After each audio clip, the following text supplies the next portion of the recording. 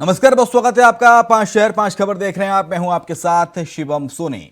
सबसे पहले बात करेंगे के कविता से हुई पूछताछ के बारे में। इसके बाद बात होगी लैंड फॉर जॉब स्कैम्स को लेकर, जिसमें सियासत अब शुरू हो गई है। इसके बाद बात हम आपको बताएंगे अतीक अहमद की परिवार की, जहां पर शिकंजे के बारे में भी आपको बताएंगे। बात देहरादून की होगी, जहां लाठीचार्ज हुआ है और इस मामले में नया कुछ अपडेट सामने आया है। आखिरी में झारखंड से ले चलेंगे, जहां मधुशाला से मचे सियासी खेल के बारे में आपको बताएंगे। तो चलिए शुरुआत करते हैं 5 शहर 5 खबर। दिल्ली आबकारी नीति यानी कि शराब घोटाले में तेलंगाना के मुख्यमंत्री के चंद्रशेखर राव की बेटी और बीआरएस नेता के कविता पर केंद्रीय जांच एजेंसी का शिकंजा लगातार कसता जा रहा है। ईडी की ओर से हैदराबाद के कारोबारी अरुण रामचंद्र पिल्लई की गिरफ्तारी के बाद की कविता की मुश्किलें और बढ़ गई हैं। ईडी के हवाले से जो खबर सामने आई है, उससे दिल्ली आबकारी नीति से जुड़े केस में की कविता के तार पुरजोर तरीके से जोड़ते नजर आ रहे हैं। प्रवर्तन निदेशालय का कहना है कि अरुण पिल्लई केसीआर की बेटी के लिए बेनामी तरीके से पैसे लगाने का काम करता रहा है और इन सब खुलासों के बाद ईडी ने 11 मार्च को के कविता से पूछताछ भी की है। सवाल उठ रहे हैं कि दिल्ली आबकारी नीति घोटाले में केसीआर की बेटी की कविता के ऊपर जिस तरह के ईडी का शिकंजा लगातार बढ़ता जा रहा है, क्या उसके पीछे कोई सियासी इसके मायने हैं क्या?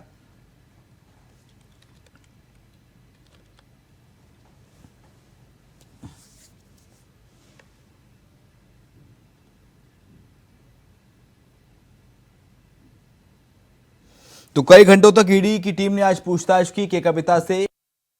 सीएम के चंद्रशेखर राव की केसीआर की बेटी हैं के कविता और बीआरएस की नेता भी हैं, और इनसे पूछताछ हुई। तकरीबन काफ़ी टाइम तक ये पूछताछ चली। ईडी के तमाम सारे सवाल जवाब थे और ऐसे में आशंका जताई जा रही है कि के कविता की जो मुश्किलें हैं वो बढ़ सकती हैं।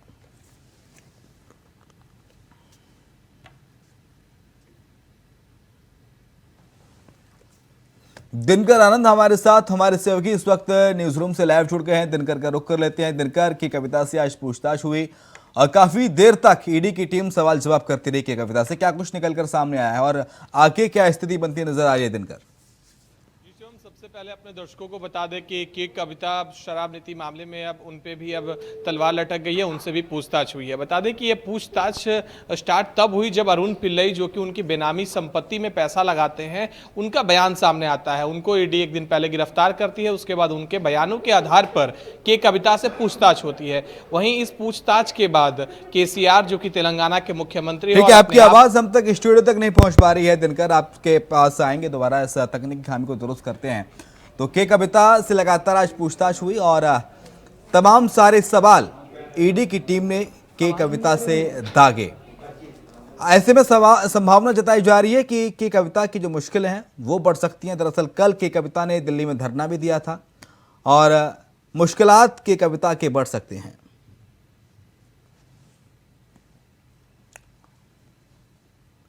दिनकर हमारे सहयोगी एक बार फिर से न्यूज रूम से लाइव जुड़ गए हैं। दिनकर का रुख करेंगे। दिनकर, क्या कुछ अपडेट पूरी खबर पर विस्तार से बताइए। जी शिवम, सबसे पहले बता दें कि जब आज के कविता से पूछताछ होती है, उसके बाद केसीआर का बयान सामने आता है। केसीआर कहते हैं कि बीजेपी चाहे जितनी दमनकारी नीति अपना ले, हम डटे रहेंगे, हम पीछे नहीं हटेंगे। वहीं बता दें कि ये जो जितने भी ईडी की कार्रवाई हो रही है, इसके सियासी मायने निकाले जा रहे हैं, क्योंकि अभी 2023 में मध्य प्रदेश, छत्तीसगढ़, राजस्थान के अलावा अगर कहीं चुनाव है तो वो है तेलंगाना, और वो एक तरीके से बहुत खास चुनाव होने वाले हैं, क्योंकि बीजेपी कर्नाटक के परे अगर कहीं अपना पैर पसारना चाह रही है साउथ में, तो वो राज्य है तेलंगाना। अब तेलंगाना को लेकर बीजेपी इसलिए एक्टिव है क्योंकि तेलंगाना में बीजेपी ने काफी प्रचार प्रसार किया। वहां पर नरेंद्र मोदी, अमित शाह, जेपी नड्डा, सब लोगों ने वहां पे ये किया। उसके बाद जब इस मामले की बात कर ले तो इसमें 2-3 नामों के इर्द गिर्द ये पूरी कार्रवाई हो रही है शिवम, जैसे विजय नायर, अरुण पिल्लई। अब विजय नायर जो है वो डिप्टी सीएम मनीष सिसोदिया और सीएम अरविंद केजरीवाल के प्रतिनिधि हैं, और उनकी की कविता से मुलाकात होती है 19 और 20 मार्च 2021 को। और उसके बाद ये पूरा मामला सामने आता है। एक कंपनी है साउथ ग्रुप की, जिसमें की कविता भी हिस्सेदार है, इंडो स्पिरिट, जिसका गौरव भाटिया ने जिक्र किया। इन सारी कंपनियों को मिलाकर एक मामला सामने है जिसमें 100 करोड़ रुपए की की कहीं ना कहीं हेरफेर की बात सामने आई बहुत है। शुक्रिया आपका दिनकर, तमाम सारी जानकारी को साझा करने के लिए। नौकरी के बदले जमीन केस में प्रवर्तन निदेशालय के बाद सीबीआई भी अब एक्टिव हो गई है। जांच एजेंसी ने शनिवार को बिहार के डिप्टी सीएम तेजस्वी यादव को पूछताछ के लिए समन भेजा और ऑफिस आने के लिए कहा, जिस पर तेजस्वी यादव ने सीबीआई को जवाब भेजा कि उनकी पत्नी की तबीयत खराब है, जिस कारण वो सीबीआई के सामने पेश नहीं होंगे। उन्होंने सीबीआई से वक्त मांगा है। ईडी की रेड के बाद उनकी पत्नी को शुक्रवार को अस्पताल में भर्ती किया गया था। वे गर्भवती हैं। 12 घंटे की पूछताछ के बाद ब्लड प्रेशर की वजह से वो बेहोश हो गई थीं। वहीं छापे पर बिहार के मुख्यमंत्री नीतीश कुमार ने कहा कि हम जब साथ आते हैं तो रेड शुरू हो जाती है। 2017 में भी ऐसे ही हुआ था और अब 5 साल बाद भी वही हो रहा है। इधर बीजेपी प्रवक्ता गौरव भाटिया ने नीतीश और लालू पर निशाना साधा। उन्होंने कहा कि लालू परिवार में नौकरी के बदले जमीन ली है, भ्रष्टाचार के खिलाफ कार्रवाई की जा रही है तो विक्टिम कार्ड खेला जा रहा है। नीतीश कुमार अवसरवादी नेता हैं, तो लैंड फॉर जॉब्स केस में ये समन भेजा गया था तेजस्वी यादव को। नितिन चौधरी का रुख कर लेते हैं, हमारे सहयोगी इस वक्त लाइव जुड़ गए हैं हमारे साथ। नितिन, आज सीबीआई ने समन भेजा, ईडी के बाद अब सीबीआई की एंट्री हो गई है लैंड फॉर जॉब स्कैम में, और अब तेजस्वी यादव ने कह दिया कि भाई उनकी तबीयत खराब है उनकी पत्नी की, और इसलिए वो पूछताछ में भी शामिल नहीं होना चाहते। उन्होंने वक्त मांगा है, क्या जानकारी? देखिए शिवम, बिल्कुल जिस तरीके से ईडी ने सीबीआई ईडी का जो छापा चल रहा है लालू प्रसाद यादव के घर पे जो सम्मन भेजा था तेजस्वी यादव को, तो लेकिन उन्होंने साफ साफ यही कहा है कि उनकी जो पत्नी है वो बीमार चल रही है, तो उसी के कारण वो इस सम्मन को जो है जवाब नहीं दे पाए। तो उसी में यही कहा है कि जिस तरीके से सम्मन भेजा गया था, जो तेजस्वी यादव की जो पत्नी है उनकी बीमार होने की खबर इसमें सामने आई थी, कहा था वो बीमार चल रही हैं, इसी वजह से वो शामिल नहीं हो पाएंगे जी। ठीक है, और इसके साथ साथ लालू यादव ने भी कल तंज के साथ ट्वीट करते हुए उन्होंने कहा कि देखिए किस तरह से तानाशाही पूर्वक सरकार ये रवैया अपना रही है, देश में आपातकाल का दौर है, उनकी पुत्रवधू गर्भवती है, उसके बावजूद भी ईडी उनसे पूछताछ कर रही है। और हमने देखा किस तरह से वो पूछताछ के चलते उनका बीपी, जो ब्लड प्रेशर है वो बढ़ गया था, उन्हें अस्पताल ले जाया गया और वो बेहोश हो गई थी तेजस्वी यादव की पत्नी और लालू प्रसाद यादव की पुत्रवधू। ये देखिए बिल्कुल जिस तरीके से उन्होंने कल लालू प्रसाद यादव ने ट्वीट करके कहा कि भारतीय जनता पार्टी की तानाशाही है, लेकिन वो घुटने पे जो है झुकना नहीं चाहते। खुद उन्होंने ये बात कही थी, लालू प्रसाद यादव ने कहा कि जिस तरीके से मुझसे जो पूछताछ करी जा रही है, और मैं भारतीय जनता पार्टी की हमेशा पोल खोलने में रहते हैं लालू प्रसाद यादव, लेकिन उन्होंने ट्वीट में यही लिखा है, इस तरीके से कहा कि जिस तरीके से मुझे झुकाना चाहती है भारतीय जनता पार्टी, आखिरकार मैं अपना जो घुटने नहीं टेक सकता हूँ उसके देखते हो। लेकिन उसके बाद उन्होंने कहा कि जिस तेजस्वी यादव की जो पत्नी पुत्रवधू जो हैं लालू प्रसाद यादव की, उनकी जो गर्भवती बताया गया था, तो उनकी जो तबीयत थी वो बिगड़ गई थी, तो उनका ब्लड प्रेशर भी हाई हो गया था। तो उसी को देखते हुए जो सम्मन जो भेजा गया था तेजस्वी यादव को बुलाया गया था। लेकिन नीतीश ने उधर से तंज कसते हुए कहा कि उन जो साथ आते हैं, आखिरकार भारतीय जनता पार्टी के पास ईडी और सीबीआई के अलावा कुछ नहीं है, तो इसमें जो है जो लोग साथ आते हैं उनके, वो उन पे जो है ईडी और सीबीआई के छापे लगवाने की पूरा प्रयास करते हैं। उन्होंने भारतीय जनता पार्टी में भी तंज कसा था, लेकिन उसी के बाद में ईडी की जो सम्मन यहाँ भेजा गया था, उन्हें बुलाया गया था कि उन्हें जो है शामिल किया जाएगा, उनसे पूछताछ की जाएगी सीबीआई के द्वारा। लेकिन सीबीआई ने जिस तरीके से पूछताछ की गई, तो तेजस्वी यादव ने साफ ये कर दिया कि उनकी जो वाइफ है उनकी तबीयत खराब होने के कारण से वो सम्मन का जो नोटिस भेजा गया था, बुलाया गया था, तो उसमें नहीं जा पाए, तो उसमें उन्होंने यही बात कही है जी। लेकिन बीजेपी कह रही है कि साहब अवसरवादी नेता है नीतीश कुमार, लालू प्रसाद यादव, और नीतीश कुमार का बयान आता है, नीतीश कुमार कह रहे हैं कि 2017 में भी इन्होंने ऐसे ही किया था और अब अलग हो गए तो अब भी ऐसा ही कर रहे हैं। तो नया क्या कर रही है बीजेपी? फितरत रही है बीजेपी की। तो जी देखिए बिल्कुल जिस तरीके से 2017 की बात इसमें लालू प्रसाद नीतीश कुमार ने कहा था कि पहले हम लोग साथ थे, लंबी उनमें ईडी की जो है सीबीआई की छापेमारी कही गई थी, लेकिन अब बिल्कुल अलग हो गए हैं। तो जब भी सीबीआई और ईडी की जो छापेमारी है वो कंटिन्यू करी जा रही है, लेकिन भारतीय जनता पार्टी पर उन्होंने निशाना साधा। तो उधर भारतीय जनता पार्टी के प्रवक्ता गौरव भाटिया ने आज प्रेस कॉन्फ्रेंस करके लालू पर निशाना साधा। उन्होंने कहा कि लालू जो है परिवार को नौकरी के बदले जमीन और भ्रष्टाचार के खिलाफ कार्रवाई की जा रही है, एक्टिव कार्ड खेल रहे हैं। जिस तरीके से नीतीश जो है अक्सरवाद इनके साथ लगे रहते हैं, तो उसको देखते हुए आज गौरव भाटिया ने भी प्रेस कॉन्फ्रेंस करके ये लालू प्रसाद यादव पे जो है निशाना साधा। उन्होंने कहा परिवारवाद का यहाँ पर कार्य कर रहे हैं, जमीन नौकरी के नाम पे जो जमीन की बात यहाँ पर कर रहे थे, लेकिन सीबीआई जो है पूरे मामले की छानबीन कर रही है। ईडी की भी बात यहाँ पर की जा रही है कि ईडी भी जो उनसे पूछताछ जारी कर रही है। बहुत शुक्रिया आपका तमाम सारी जानकारी को साझा करने के लिए। प्रयागराज में उमेशपाल की हत्या होने के बाद उत्तर प्रदेश के बाहुबली नेता अतीक अहमद और उनके परिवार की मुश्किलें लगातार बढ़ती जा रही हैं।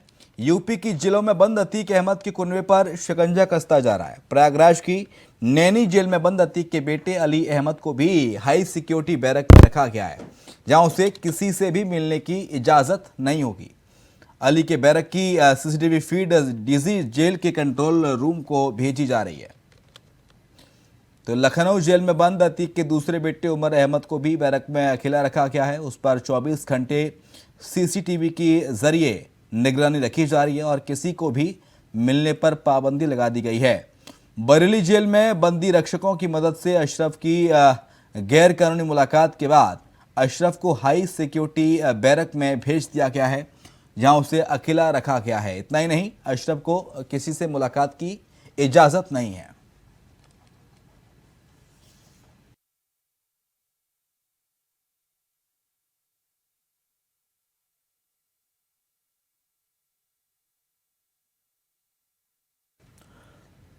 तो अतीक के भाई दोनों बेटों पर शिकंजा कसा जाएगा। तीनों की तन्हाई बैरक में ही शिफ्ट की गई है। शोएब रिजवी हमारे साथ जुड़ गए, हमारे सहयोगी इस वक्त प्रयागराज से। शोएब, अतीक के कुनबे पर शिकंजा लगातार कसता जा रहा है और मुश्किलात लगातार अतीक अहमद के और उनके करीबियों के बढ़ते जा रहे हैं। बिल्कुल निश्चित तौर पर कह सकते हैं कि हालांकि आज 14 दिन बीत गए हैं, कहीं ना कहीं पुलिस के लिए और एसटीएफ के लिए भी एक दबाव है, क्योंकि जिस तरह से घटना हुई है और उसने राजनीतिक रूप से भी तूल पकड़ा है, ऐसे में कहीं ना कहीं दबाव भी। और अब फिलहाल पुलिस और एसटीएफ तमाम एंगल्स पर काम कर रही है, क्योंकि इस पूरे मामले में जो अतीक अहमद है, उनके भाई अशरफ और अतीक की पत्नी शाइस्ता परवीन और बेटों के खिलाफ एफआईआर में नाम है। और ये 3 लोग ऐसे हैं जो फिलहाल जेल में है। अतीक अहमद गुजरात की जेल में है, वहीं बरेली की जेल में अशरफ है, और साथ ही साथ लखनऊ और प्रयागराज की जेल में अतीक के 2 बेटे हैं। तो ऐसे में न सिर्फ उनको तन्हाई बैरक में रखा गया है, इन पर निगरानी भी रखी जा रही है। साथ ही साथ इससे पहले जो लोग भी इनसे मिले हैं, उनके डेटा भी खंगाले जा रहे हैं। हालांकि जो तन्हाई बैरक में रखने का मकसद से साफ है कि सुरक्षा कारणों से भी इनको अलग रखा जा रहा है, जिस तरह से मामला तूल पकड़ रहा है। साथ ही साथ इनको तन्हाई बैरक में रखा जा रहा है ताकि इनसे कोई मुलाकात भी ना हो सके।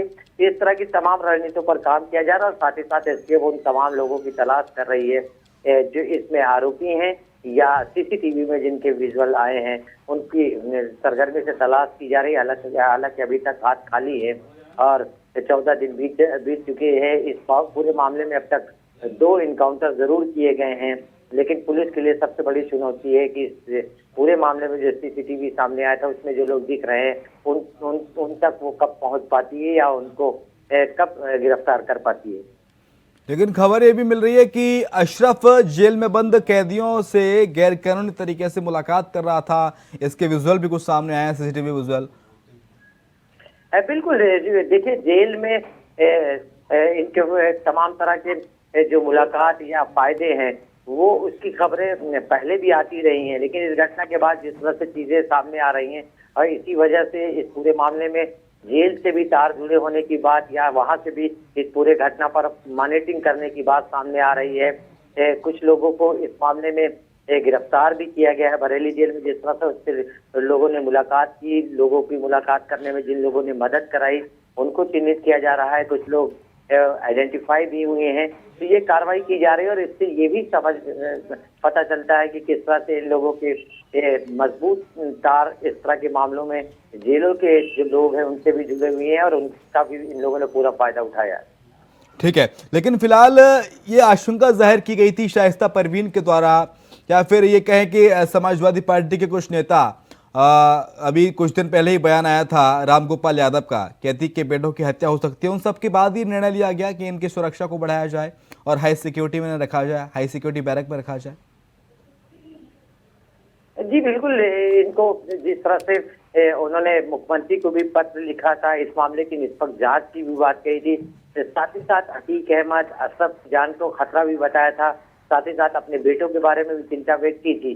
तो कहीं ना कहीं उस तरफ से जिस तरह से इनकी अलग बैरक में रखने की कहीं ना कहीं रणनीति भी है और उन्हें सुरक्षा देना भी मकसद है और साथ ही साथ इनसे लोग मिल न सके, इस तरह की रणनीति पर भी काम कर रहे हैं। क्योंकि ये तमाम तरह की शंकाएं भी उठाई गई थी शाइस्ता परवीन की तरफ से कि इनके साथ इनकी हत्या भी कराई जा सकती है। तो अब तन्हाई बैरक में रखने का एक मकसद ये भी हो सकता है। बहुत शुक्रिया आपका तमाम सारी जानकारी को साझा करने के लिए शोएब। बीते 8 फरवरी को देहरादून में बेरोजगार युवाओं पर हुए लाठीचार्ज के मामले में प्रशासन में दोबारा जांच के आदेश दिए हैं, जिसमें गढ़वाल आयुक्त की रिपोर्ट के बाद वरिष्ठ पुलिस अधिकारी से जांच की बात कही गई है। गढ़वाल पुलिस कमिश्नर की रिपोर्ट के आधार पर शासन की तरफ से आईजी वेम्मी सचदेवा को इस घटनाक्रम की जांच सौंपी गई है और उसकी विस्तृत रिपोर्ट जल्द से जल्द शासन को उपलब्ध कराए जाने के लिए कहा गया है। एडीजी कानून व्यवस्था डॉक्टर वी मुरुगेशन ने कहा है कि गढ़वाल कमिश्नर की रिपोर्ट में पुलिस के बल प्रयोग को सही ठहराया गया है। साथ ही शासन की तरफ से जो आदेश दिए गए उन सभी पर पुलिस विभाग कार्रवाई कर रहा है। जांच में ये लाठीचार्ज को सही ठहराया गया है, वो जरूरी था करके। और दूसरा कुछ इशू है जो 8 तारीख का जो इंसिडेंट है उसमें कमी पाई गई थी, उससे चलते एक जांच भी करने के लिए शासन ने ऑर्डर किया है। शासन का ऑर्डर फॉलो करेंगे। दौरान जांच में ये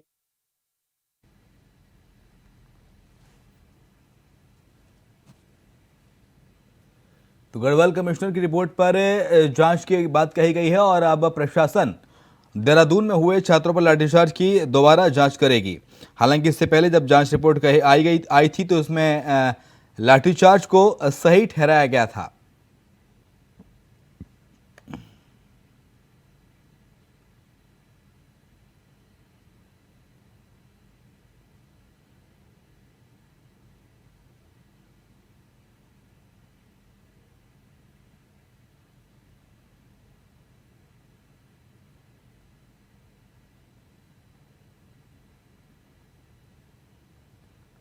प्रशासन ने दोबारा मामले की जांच के आदेश दिए हैं और ऐसा पूरे मामले की दोबारा से जांच की जाएगी। अभय केंतुरा हमारे साथ हमारे सहयोगी इस वक्त फोन लाइन पर जुड़ गए हैं। अभय का रुख कर लेते हैं। अभय, देहरादून में छात्रों पर हुए लाठीचार्ज की प्रशासन दोबारा जांच करेगा, क्या है पूरी खबर? बीती फरवरी में 8-9 फरवरी को ये पूरा मामला देहरादून में हुआ था, जहां पर बेरोजगार युवाओं का धरना प्रदर्शन यहाँ पर गांधी पार्क में चल रहा था। और दोपहर बाद ये कह सकते हैं कि 9 फरवरी को दोपहर बाद जिस प्रकार से पुलिस की लाठीचार्ज इन बेरोजगार युवाओं पर यहाँ पर पड़ा था, पुलिस के इस लाठीचार्ज में कई बेरोजगार युवा घायल भी हुए थे, तो उस मामले पर मजिस्ट्रेट जांच के आदेश यहाँ पर हुए थे। गढ़वाल कमिश्नर सुशील कुमार की तरफ से उसकी पूरी जांच यहाँ पर की गई थी और उनके द्वारा जो जांच रिपोर्ट शासन में सौंपी गई है, उस जांच रिपोर्ट में पुलिस के हल्के बल प्रयोग को यहाँ पर सही माना गया। यानी जो लाठीचार्ज हुआ था उसे कानून व्यवस्था के तहत कानून व्यवस्था बनाए रखने के लिए, शांति व्यवस्था भंग ना हो उसको सही रूप से रखने के लिए उस लाठीचार्ज को सही रूप से यहाँ पर सही ठहराने का काम यहाँ पर किया गया था। इसके अलावा एक बृहद जांच के लिए भी गढ़वाल कमिश्नर की तरफ से एक वरिष्ठ अधिकारी की नियुक्ति करने की मांग यहाँ पर की गई थी, जिस पर अपर मुख्य सचिव गृह की तरफ से डीजीपी को पत्र लिखा गया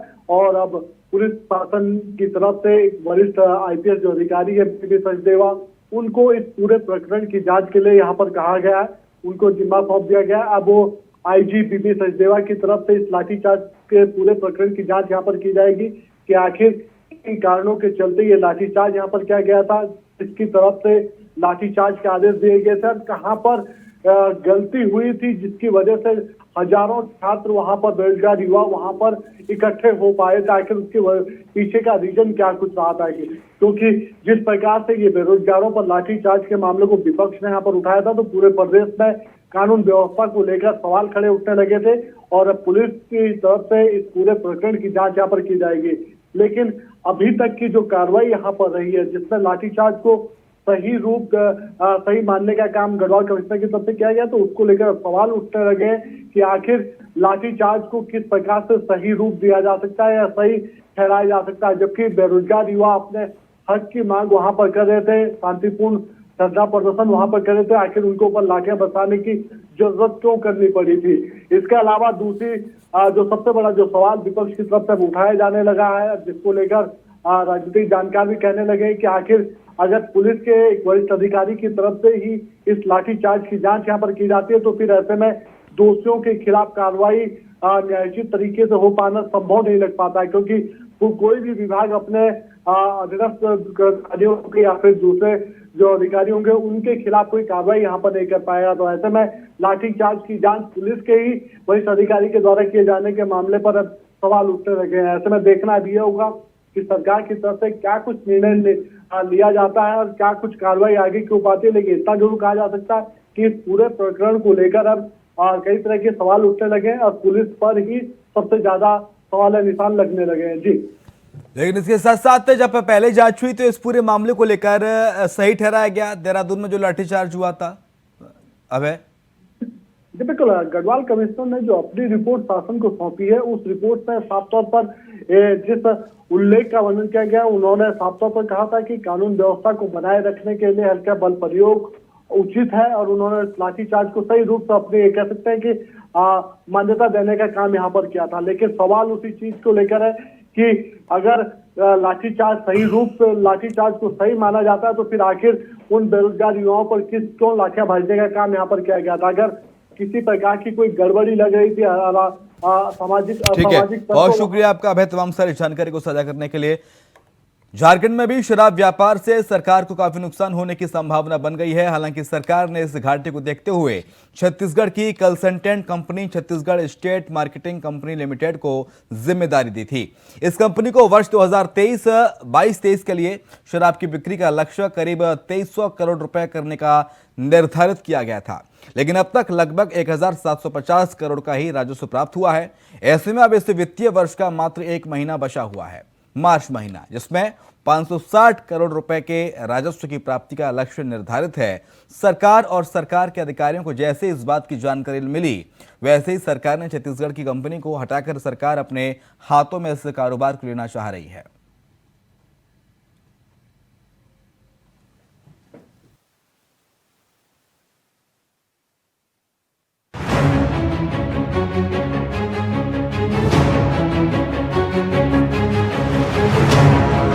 क्या दिल्ली की तर्ज पर झारखंड में भी मधुशाला पर सियासत झूमने जा रही है, क्योंकि हेमंत सरकार अपने ही किए गए फैसलों को लेकर ऐसी फंसी कि फिर से पुराने रास्ते पर हेमंत की सरकार को लौटना पड़ा। आलम यह कि शराब व्यापारी को लेकर हेमंत सरकार की नीति के बहाने बीजेपी सरकार की नीयत पर शक जता रही है, क्योंकि जिस छत्तीसगढ़ की कंपनी को हेमंत की सरकार ने झारखंड में राजस्व कमाने का जिम्मा दिया था, उस कंपनी ने न तो राजस्व को बढ़ाने का काम किया बल्कि राज्य को नुकसान हुआ सो अलग। अब जो फैसला लिया गया उसके मुताबिक आपको बता दें कि छत्तीसगढ़ की कंपनी को किया गया था नियुक्त। इतना ही नहीं, बकायदा मंत्री ने नीति की भी समीक्षा के आदेश दिए हैं। बकायदा प्लेसमेंट एजेंसी पर फाइन भी लगाया गया है और मंत्री जगन्नाथ महतो ने इस प्रस्ताव को मंजूरी भी दे दी है। बीजेपी ने सरकार के फैसले पर उठाया सवाल। इल्जाम ये कि हेमंत सरकार के फैसले से राजस्व का नुकसान हुआ और इस खेल में भ्रष्टाचार की बू आ रही है। देखिए, झारखंड में जिस तरीके से लगातार भ्रष्टाचार के नए नए मामले आ रहे हैं, अब हमें लगता है कि झारखंड के छत्तीसगढ़ी शराब घोटाले का भी भांडा जल्दी ही फूटने वाला है। दिल्ली के मनीष सिसोदिया जी के हालत देखकर हमारे राज्य के दारू मंत्री जगन्नाथ महतो जी की अंतरात्मा जाग गई है।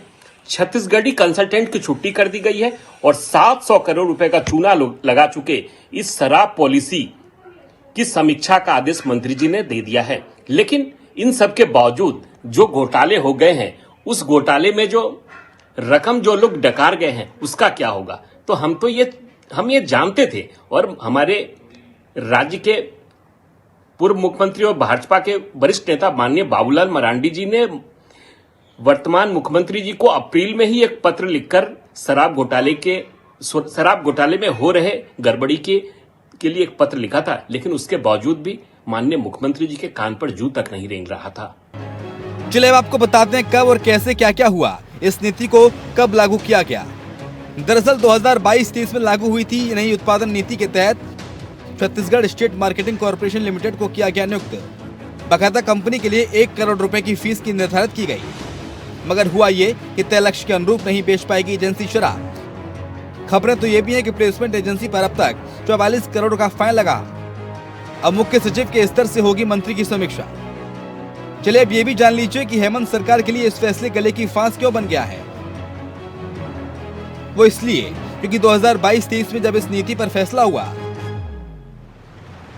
तब शराब की बिक्री का लक्ष्य 2310 करोड़ रुपए रखा गया था, मगर हुआ ये कि महज 1750 करोड़ रुपए राजस्व हासिल हुआ, यानी कि 650 करोड़ रुपए लक्ष्य से कम हासिल हुआ। यानी सीधे तौर पर नुकसान। अब नुकसान के बाद सरकार यू टर्न लेने के लिए मजबूर है। Rakesh Kumar, India voice, Ranchi.